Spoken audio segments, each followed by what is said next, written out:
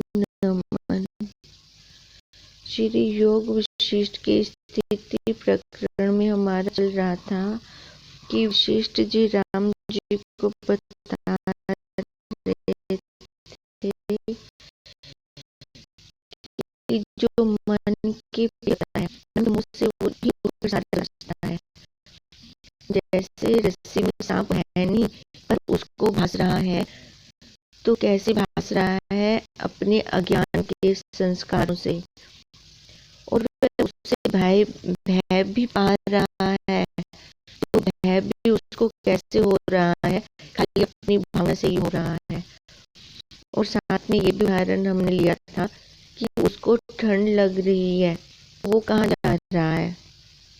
जो चित्र के अंदर अग्नि उसको दिखाई दे रही है, उसकी तरफ वो जा रहा है। और प्रत्यक्ष सामने अग्नि है, उसका उसने त्याग किया हुआ है। तो देखो, यही सबसे बड़ा मूर्ख है, क्योंकि चित्र वाली अग्नि उसकी ठंडी को निवृत्त नहीं कर सकती। सब जगत ये असत्य रूप है, पर उसने कैसे रच लिया? मन के मनन से। जैसे स्वप्न में चित्त से नगर भासता है, तो यदि वह नगर जलता भासे तो कदाचित भी नहीं जल रहा। तैसे ही जगत के नाश हुए आत्मा का नाश नहीं होता। फिर बाजीगर का भी उदाहरण लिया था कि बाजीगर ही तो वो बच्चों को खेल तमाशा दिखा रहा है, वही सारा उत्पत्ति स्थिति लय कर रहा है, पर उसको देखकर बच्चे कैसे खुश हो जाते हैं। ऐसे ही उस आत्मा ने ही जगत की उत्पत्ति स्थिति और लय की हुई है। उसका कुछ कदाचित नष्ट नहीं होता। अब वो जैसे बाजीगर न उत्पन्न हुआ, न स्थित हुआ, न लय हुआ, पर उसकी माया ही तो थी जो बच्चों को अलग अलग चित्रपट्टी दिखाकर खुश कर रही थी। अब ऐसे ही आत्मा ना तो उपजी है, न स्थित हुई है, न लय होगी, पर उसने ये चारों खानियों की रील बनाकर हम बच्चों को, जीव वाले बच्चों को, वो हमें दुखी भी कर रही है और सुखी भी कर रही है। इसलिए इसका शोक करना व्यर्थ है। जब ये बात समझ में आ जाती है तो देखो, फिर सारे जिन भावनाओं से हमने अपना संसार बांध रखा था वो खत्म हो जाता है, क्योंकि ब्रह्म रूप में ना तो सुख है ना ही दुख है। ब्रह्म सत्ता में कुछ द्वैत जगत बना ही नहीं। उस ब्रह्म में कोई दूसरा होगा तो बनेगा। जब जगत प्रत्यक्ष रूप भासता है तो भी वो असत रूप है, दिखने में आ रहा है, पर जो दिखता है वो क्षर होता है, वो तत्व होता है, वो टिकने वाला नहीं होता, वो असत रूप है। उस असत रूप संसार में ज्ञानवान को ग्रहण करने योग्य कोई भी पदार्थ नहीं। अब ज्ञानवान को जब ये ज्ञान हो गया कि ये सारा माया है, आंखों का धोखा है। अब देखो, जादूगर हमारे आंखों के सामने कैसे कैसे जादू दिखा देते हैं कि हमें बिल्कुल सच्चे लग रहे होते हैं, पर वो जो बीच में काट भी रहे हैं, एक दूसरे को मार भी रहे हैं, पर उनको कोई कष्ट होता है? अगर कष्ट होता तो वो ऐसा जादू दिखाते ही ना। पर हमारे आगे वो माया फैला देती है ना, उनकी हाथ की सफाई होती है ना, हमें वो सच्चा लग रहा होता है। अब ऐसे ही इस माया ने अपनी ये माया फैला रखी है, पर जब ज्ञानवान ज्ञान से देखता है तो वो यहाँ संसार में रुकता नहीं। उसको कैसे लगता है सब उसकी माया है, मायापति की। ये माया के ऊपर भी तो उसका पति है, इसलिए कहते हैं माया का पति पावरफुल है, माया पावरफुल नहीं है। ज्ञानवान की दृष्टि हमेशा ऐसी रहती है, और सब जगत दिखते हुए भी उसको क्या दिख रहा है? वही ब्रह्म, वही एक सत्ता, वही एक तत्व, और उसको उसके बिना कुछ भी नहीं दिखता। तो त्रिलोकी में किस पदार्थ के ग्रहण या त्याग करने की फिर इच्छा की जाए। इसलिए तो वो किसी ज्ञानवान किसी को ना ग्रहण करता है, ना किसी की उसको इच्छा होती है कि ये वस्तु मेरे को प्राप्त हो। वो तो खाली बस अपनी रील देख रहा है, जो आ रहा है उसको देख रहा है। और क्योंकि दूसरा पैर तो उसका खुला है, वो स्वतंत्र है, आगे और कोई कर्म नहीं करता। जगत सत्य रूप हो अथवा असत्य, ज्ञानवान को सुख दुख कोई नहीं है, और भ्रांति दृष्टि अज्ञानी को दुखदायक होती है। जो वस्तु आदि अंत में असत्य है, उसे मध्य में भी असत्य जानिए, और उसके पीछे जो शेष रहता है वह सत्य रूप है। देखो, जो वस्तु आदि अंत में असत्य है तो उसको मध्य में भी असत्य जाने। अब इसलिए गुरुदेव हमें बार बार कहते हैं कि इसमें तेरे को दो दिखते हैं, जो ये शरीर, जो ये वस्तु तो लेके बैठी है, इसमें तेरे को दो दिखते हैं। अब कहते हैं जो आदि अंत में, पहले कहाँ था ये शरीर नहीं था, लास्ट में भी ये शरीर नहीं रहेगा, तो क्या बीच वाली अवस्था ये तेरी सत्य हो गई। जो इस आकार का नाम है उसका अहंकार कितना है, आकार के अंदर ही अहंकार है, यानी आकार का अहंकार है। अब वही आकार का अहंकार हमें ये घुमा रहा है, 84 के चक्रों में हमें वो घुमा रहा है। तभी तो हमारा ये संसार खत्म होने में नहीं आता, संसार और संस्कार खत्म होने में नहीं आ रहे।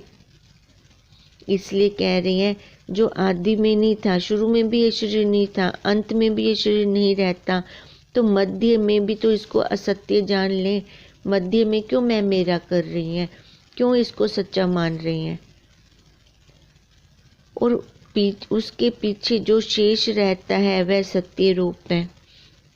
ये शरीर किसकी सत्ता से खड़ा है, वो अंदर बैठा साक्षी, वो आत्मा वही ना हो, कीली ना हो तो ये पंखा कैसे चलेगा, ये शरीर रूपी पंखा फिर कैसे चलेगा। अब इसका मतलब वो तो पहले भी था, अंत में भी है, तो मध्य अवस्था में भी तो वही सत्य है। फिर हमारी दृष्टि उसके ऊपर क्यों नहीं टिकती, क्योंकि वो निरा आकार है ना, आकार वाला होता तो जल्दी दिख जाता, पर जो आकार में वो आता तो वो तो आने जाने वाला हो जाता, वो सत्य कैसे हो सकता है। उस पर तो फिर वो लक्षण ही नहीं घटते।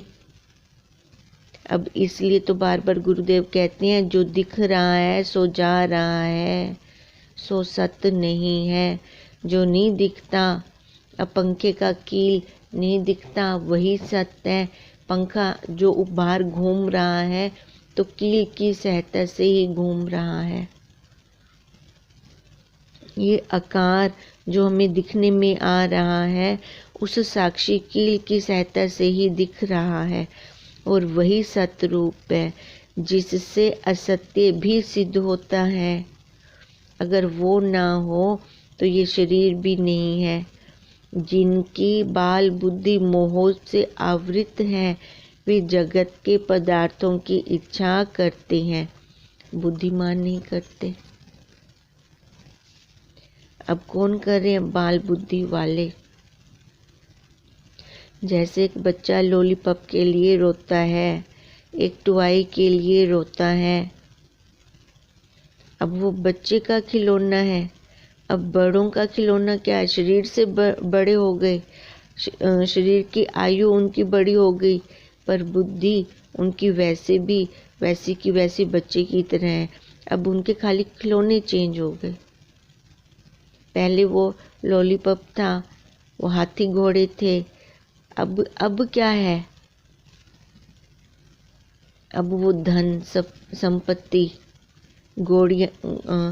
गाड़ियाँ, कोठियाँ, अब ये वाले खिलौने आ गए। अब यही बढ़ाना उन्होंने शुरू कर दिया। पर बुद्धिमान नहीं करते ऐसे। जो ज्ञान में टिक जाते हैं उनको तो सारा ही ये नश्वर लगता है। बालक को जगत विस्तार रूप भासता है, उससे वो अपना प्रयोजन चाह रही हैं और सुख दुख फिर भोगते हैं। तुम बालक मत बनो, जगत अनित्य है, इसकी आस्था त्याग कर सत्य आत्मा में स्थित हो जाओ। बार बार गुरुदेव हमें यही कह रही हैं कि बच्चे मत बने, बच्चे मत बनो, बच्चे मत बनो। क्योंकि बच्चों को तो ये जगत कैसे लग रहा है, बहुत बड़ा, कभी खत्म होने में नहीं दिखेगा उनको। और यहीं से ही वो अपने सारे प्रयोजन चाह रही हैं कि इस संसार में आया हूँ तो कुछ करके जाऊं। अब जो कुछ करना था वो ना देखकर नश्वर की प्राप्ति में लग गए वो। अब नश्वर की प्राप्ति में लगते हैं, संसार में बैठते हैं तो सुख भी आता है, दुख भी आता है। अब इसी सुख दुख को भोगते हैं और फिर आगे अपने कर्म बनाते जाते हैं। इसलिए वशिष्ठ जी भी राम जी को कह रही हैं, जो ये जगत है ना अनित्य है, नित्य रहने वाला नहीं है। अब जगत किसको कह रही हैं? शरीर को। यही तो संसार है, इसी में तो हमारा संसार बसा पड़ा है। संसार कहाँ बाहर है? नहीं, मन से ही हमने ये संसार रच लिया अपना। और जो अनित्य है, जो अब तक ये शरीर है तब तक है। जब ये शरीर नहीं रहता तब देखो ये संसार कहाँ चला जाता है, उसके लिए तो वहीं लय हो गया। पर जो उसने संसार में आकर जागृत अवस्था में वो संस्कार भरे, मैं मेरे वाले संस्कार भरे और अपना सूक्ष्म शरीर उसने वैसा ही तैयार कर लिया, तभी तो वो अपने कर्मों के कारण, क्योंकि स्थूल का तो अंत आ रहा है पर सूक्ष्म का प्रांत काल नहीं आ रहा। अंतकाल तो इसका हो गया, ये यहीं रहेगी। अब मजे की बात तो वही है ना कि जब सूक्ष्म शरीर का भी प्रांत काल हो तभी उसका आगे जन्म नहीं होगा। नहीं तो वो कर्मों की पोटली आगे लेकर गया, मर गया, वो आगे गया, फिर आगे जाकर किसी और आकार में जम गया। अब इसकी आस्था त्याग कर खाली उस सत्य आत्मा में स्थित हो जाएं, जो ना कहीं आता है ना जाता है और वही सत्य है। अगर वहाँ पे हम अपनी भावना को दृढ़ कर देते हैं तो जन्म मरण के चक्कर से छूट जाएंगे। जो आप संयुक्त संपूर्ण जगत असत रूप जानता है वही विषाद को नहीं प्राप्त होता। नहीं तो जो आप संयुक्त सब सत्य जानता है तो भी इस दृष्टि से हर्ष शोक उसको भी नहीं होता। चाहे तो वो विधि पक्ष से चले, चाहे वो निषेध पक्ष से चले तो सही, ये दोनों निश्चय सुखदायक हैं। आप संयुक्त सब असत्य रूप जानोगे तो दुख ना होगा। अब वाल्मीकि जी बोले कि जब इस प्रकार वशिष्ठ जी ने कहा तब सूर्य अस्त हुआ और सब सभा नमस्कार करके अपने अपने स्थान को गई और सूर्य की किरणों के निकलते ही फिर अपने अपने आसन पर आ बैठे।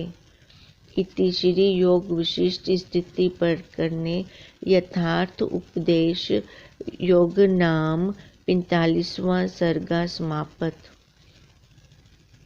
वशिष्ठ जी बोले, हे राम जी, जो धन स्त्री आदि नष्ट हो जावें तो इंद्रजाल की बाजीवत जानिए क्योंकि जो इंद्र ने माया फैलाई है वो भी तो आने जाने वाली है, वो भी एक रस रहने वाली नहीं है।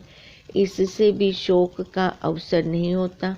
अगर हम ऐसे इस युक्ति से जान लेते हैं तो भी शोक नहीं होता हमें। और जो क्षण में दृष्टि आए और फिर नष्ट हो गए, उनका शोक करना तो वैसे भी व्यर्थ है। अब जैसे पानी का बुलबुला, तरंगे क्षण में आती हैं, क्षण में जाती हैं, तो विचारवान ऐसे विचार करके छोड़ते जाते हैं, सारा कुछ छोड़ते जाते हैं, वो टिकते नहीं। जैसे गंधर्व नगर जो रतन मणि से भूषित किया हो अथवा दूषित हुआ हो, उसमें हर्ष शोक का स्थान कहाँ है। तैसे ही अविद्या से रचे पुत्र स्त्री धन आदि के सुख दुख का क्रम कहाँ है। अब ये जितना भी संसार रचा है उसने नहीं रचा, उस परमात्मा का बनाया वो जगत जो सबके लिए एक समान है। उसका बनाया हुआ जगत ना सुख देता है ना दुख देता है, सबके लिए एक अवस्था में है। पर हम लोग जो अपने संस्कारों से अपना संसार बना लेते हैं, वो मकड़ी का उदाहरण तभी देते हैं क्योंकि वो खुद जाला बनाती है और खुद फंसती है। हम भी ऐसे खुद जाला अपने संस्कारों का। और संस्कार भी कैसे हैं, अज्ञान वाले, अज्ञान वाले संस्कारों का वो जाला बुन लेते हैं, स्वेटर खड़ा कर देते हैं फंदे में फंदा डालकर, और खुद उसमें फंस मरते हैं। तभी तो वो बढ़ते जाते हैं। ये तभी कह रहे हैं कि अविद्या से रचे हैं पुत्र स्त्री धन आदि के सुख दुख का ये क्रम तभी बढ़ गया, नहीं तो वो कहाँ है। जो पुत्र धन आदि बढ़े तो भी हर्ष करना व्यर्थ है, क्योंकि जो बढ़ रहा है वो कम भी होगा। क्योंकि मृग तृष्णा का जल बड़ा भी अर्थ सिद्ध नहीं करता। दूर से दिख रहा है पर वो सत्य नहीं है, सत्य होता तो पास में भी रहता। जब पास आए तब वो निकल गया, है ही नहीं, दूर से दिख रहा है। ऐसे ये संबंधी सारे दूर से दिख रहे हैं, जब पास आते हैं तो होता नहीं है। तैसे ही धन दारा आदि बढ़े तो हर्ष नहीं करना चाहिए, शोकवान ही रहता है। बड़े तो वहाँ पे हर्षवान नहीं रहता। वह कौन पुरुष है जो मोह माया के बड़े शांतिमान हो, वह तो दुखदायक ही है। जो बढ़ने पे खुश हो रहा है, देखो वो वही उसके जाने पर भी दुखी भी होगा। परिवार में नया बच्चा आया, खुशी मना रहे हैं, सारे खुशी मना रहे हैं। अब पता नहीं ना ये मृत्यु कब ग्रास कर ले, क्योंकि सबके पीछे काल लग चुका है। कोई आगे तो कोई पीछे जा ही रहा है। अब आए का जो इतनी खुशी मना रहे हैं तो जाने का वो गम भी उतना ही मनाएंगे। तो संसार में रहें तो कैसे रहें, आए की खुशी न हो, गए का गम ना हो। तभी ये मोह माया हमें दुख नहीं दे सकती। नहीं तो जो मोह माया में फंस जाते हैं, रच जाते हैं, पच जाते हैं, उनको शांति कहाँ है। वो अपने लिए क्या सामग्री तैयार कर रहे हैं, दुखों की।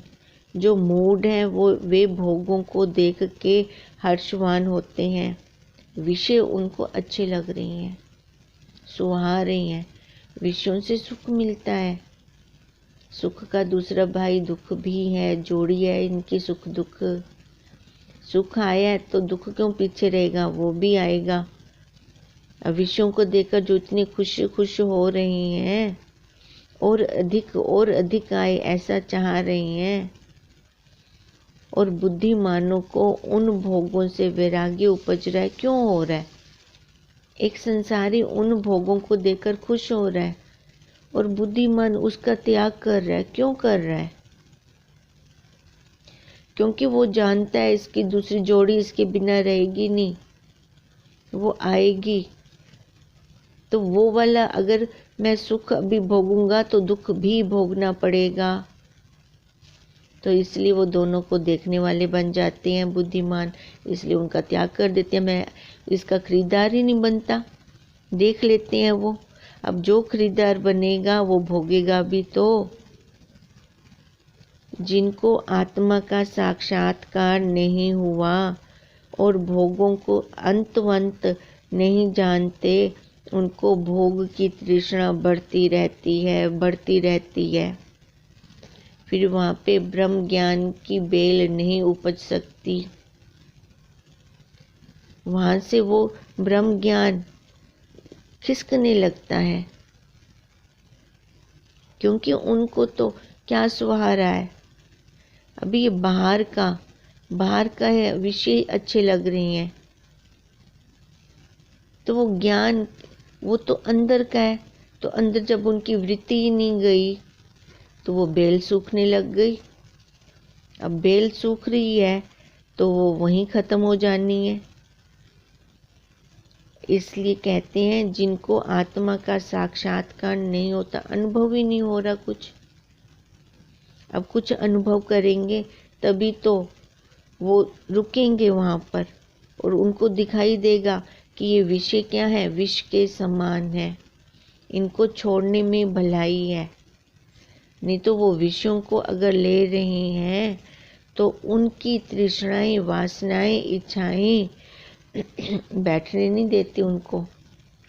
वो आगे और उनको बढ़ाती हैं, उनको चक्कर खिलाती हैं।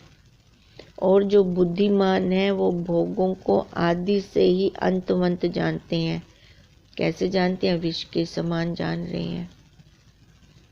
अब विष जिस बोतल में रखते हैं उसका नुकसान नहीं करती, पर विषय जिस अंतःकरण में रहते हैं उसका देखो क्या हाल कर देते हैं। उस बर्तन को ही तबाह कर रख देते हैं वो। और दुख रूप जानकर उनकी इच्छा नहीं करते ज्ञानवान, इसलिए उनको हमेशा ही विष की तरह दूर रहते हैं उनसे। अब कौन ऐसा व्यक्ति है जो जानकर विष लेना चाहेगा? सारे देखो, अगर कोई ऐसी वस्तु भी होती है ना तो भी उसको ऊपर ऊपर उठा के रख देते हैं कि वहाँ पर बच्चों का हाथ भी ना पहुँच सके। अब ज्ञानी को ये विषय क्या लगते हैं? दुख रूप। इसलिए एक तो उनकी इच्छा नहीं करते और उनकी तरफ देखते भी नहीं हैं। इससे हे राघव, ज्ञानवान की न्यायी व्यवहारों में विचरो। जो नष्ट हो सो हो और जो प्राप्त हो सो हो, उसमें हर्ष शोक ना करो। दोनों को देखने वाले बन जाओ, समसत्ता हो जाए। उसको यथाशास्त्र हर्ष शोक से रहित भोगो, और जो ना प्राप्त हो उसकी इच्छा ना करो। ये इच्छाएं, वासनाएं ही तो हमें बंधन में डालती हैं। क्यों उनकी तरफ जाएं?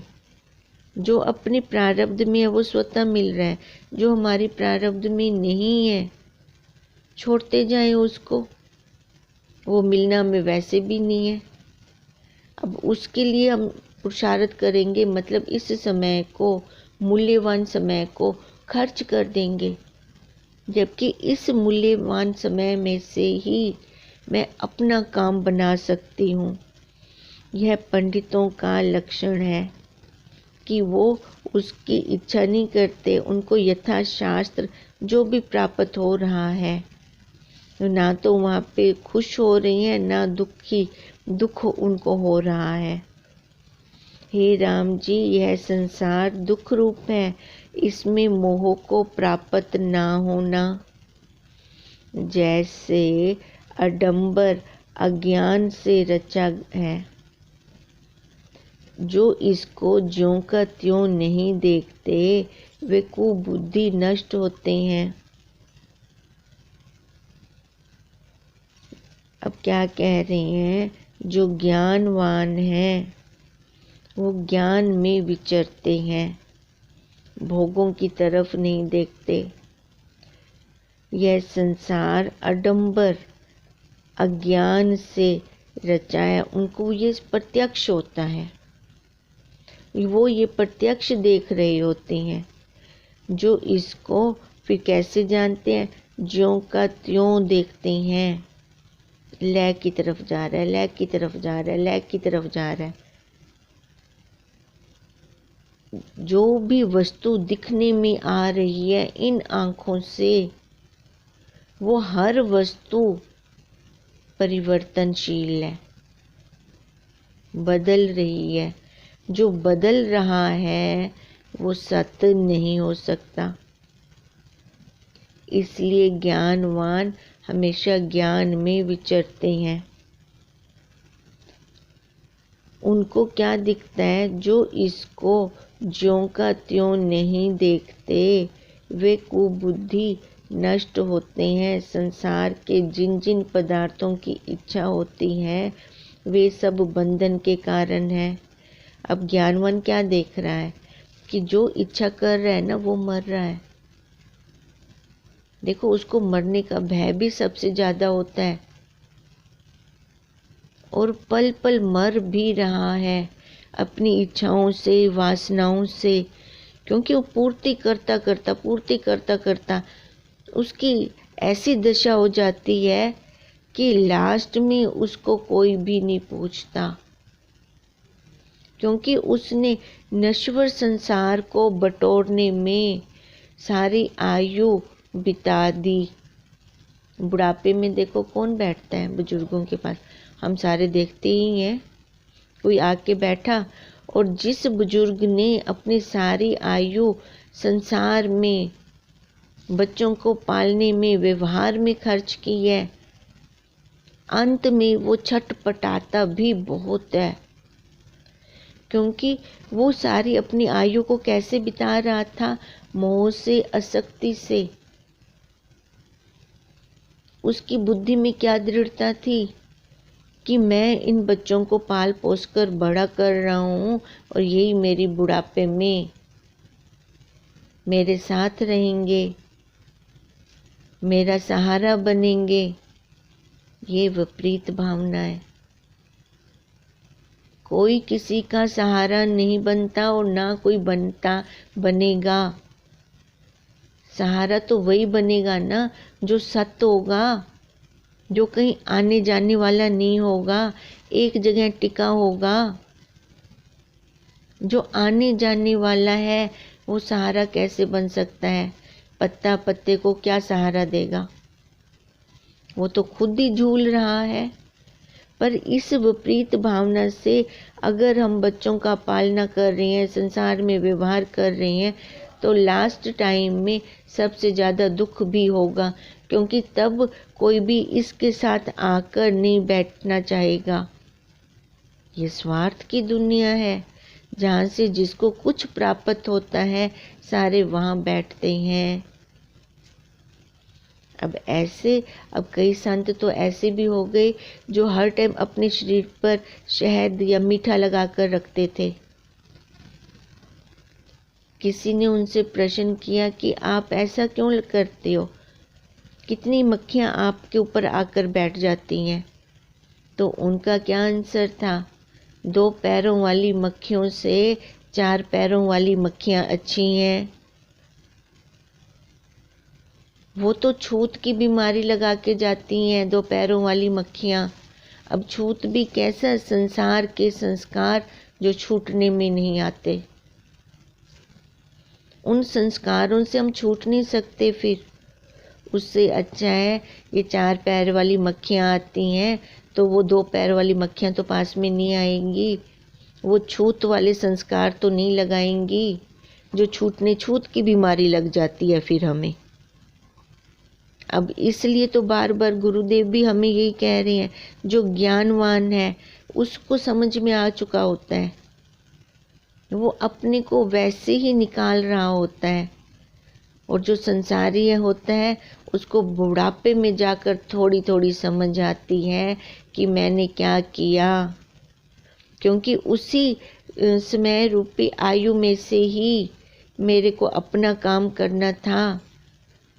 उसी आयु में ही, उसी समय में से ही मैंने क्या किया, संसार को बटोरा, जो अब मेरे साथ भी नहीं रहना चाहता और अब मेरे जाने वाली स्टेज है। तो मैंने जितना बटोरा वो क्या मेरे साथ रख रहे हैं। उस टाइम वाणी भी शिथिल हो जाती है कि कुछ कह भी नहीं सकते और आंखें बोल रही होती हैं। वो आंखों की परिभाषा वो संसार वाले क्या समझें। हर एक को टाइम दिख रहा होता है, डॉक्टर से बार बार पूछ रहे होते हैं अब कितना समय है, अब कितना समय है।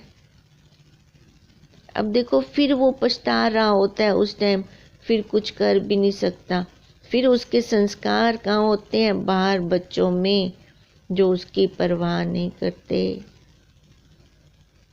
अब यही समझ अगर पहले आ जाती तो वो दुखी होकर उन्हीं संस्कारों से वो आगे की गति करता है फिर। पर उसका क्या निष्कर्ष निकला, वहाँ पे तो कुछ मिला ही नहीं।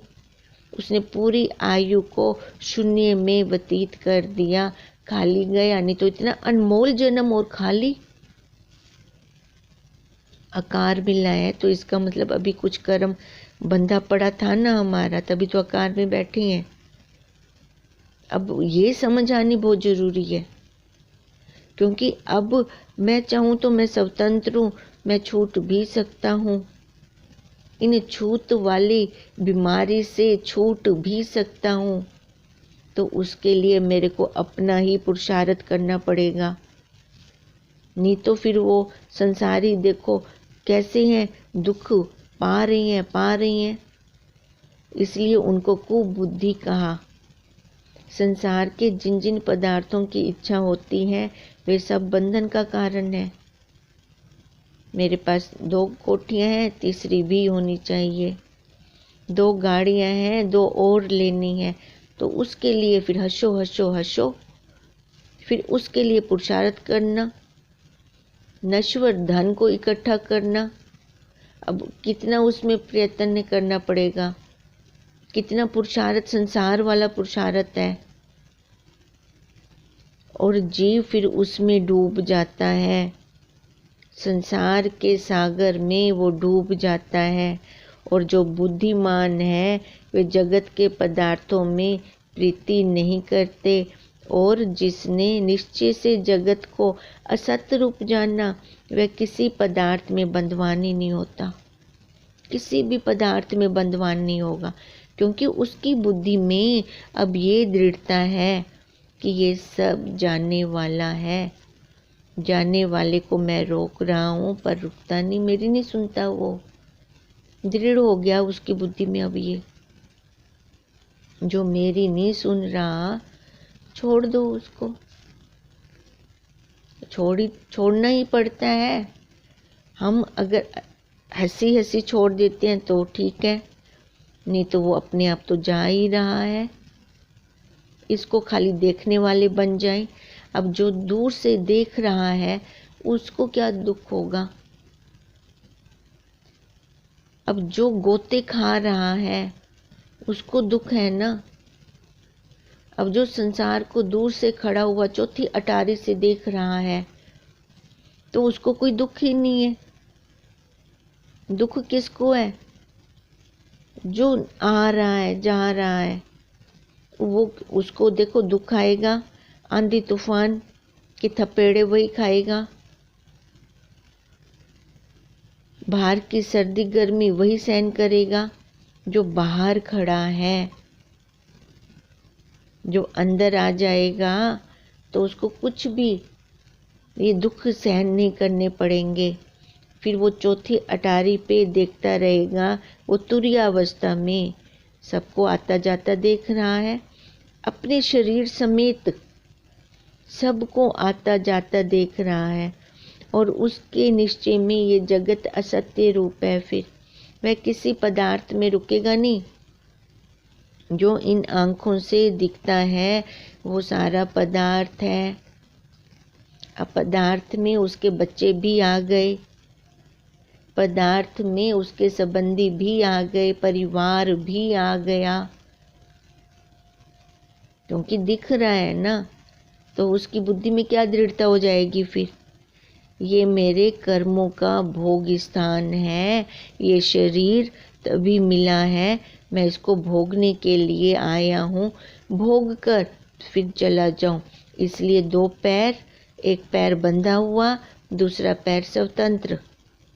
जो बंधा हुआ है वो हमारी प्रारब्ध है, प्रारब्ध में अब हम हस्तक्षेप नहीं कर सकते, क्योंकि वो रील फिल्म बन चुकी है। अब दूसरी फिल्म में, अब पहली फिल्म की गलतियां देखकर दूसरी फिल्म को सुधार सकते हैं कि उस फिल्म में मैं ये वाली गलतियां नहीं करूँगा। या अपनी मर्जी है कि मैं फिल्म अब बनाना भी नहीं चाहता, ये भी हमारी अपनी खुद की मर्जी है। तो ये दृढ़ता अब हमें खुद की है कि मैं क्या करना चाहता हूँ।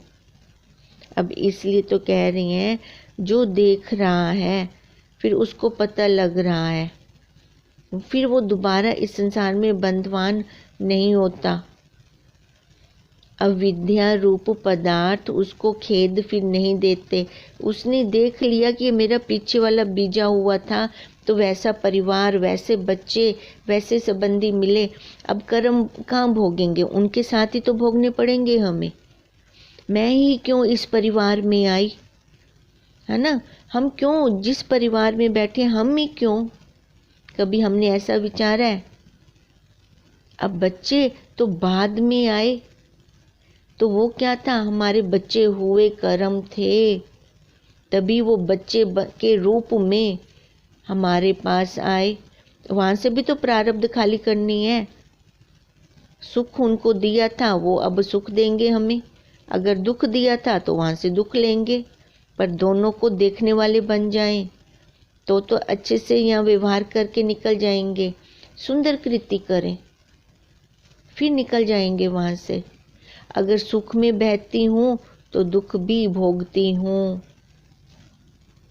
साधक क्या करता है, कहाँ फंस जाता है। अब सुख को तो वो काटता नहीं है, सुख में तो लय हो जाता है, सुख में भोग उसको पता ही नहीं चलता। पर जब दुख आता है तो उसको काटने में लग जाता है। मैं माँ नहीं हूँ, मैं पत्नी नहीं हूँ, मैं बहन नहीं हूँ, मैं नानी नहीं हूँ, मैं दादी नहीं हूँ, मैं सास नहीं हूँ, मैं नूह नहीं हूँ। अब वो काटा क्यों, क्योंकि उसने जब सुख लिया वहाँ से तो उसको भोगा, उसने काटा नहीं। अब दुख आया वहाँ से तो वहाँ से काटना उसने शुरू कर दिया। अब ये जैसे जैसे काटता है उसकी देखो आगे फिर यात्रा बढ़ती जाती है। ये कमाई कर रहा है और खर्च हो रही है उसकी, कोई उसकी जमा पूंजी नहीं हो रही। आज टाइम भी ज़्यादा हो गया। हरि ओम तत्सत, हरि ओम तत्सत, हरि ओम तत्सत।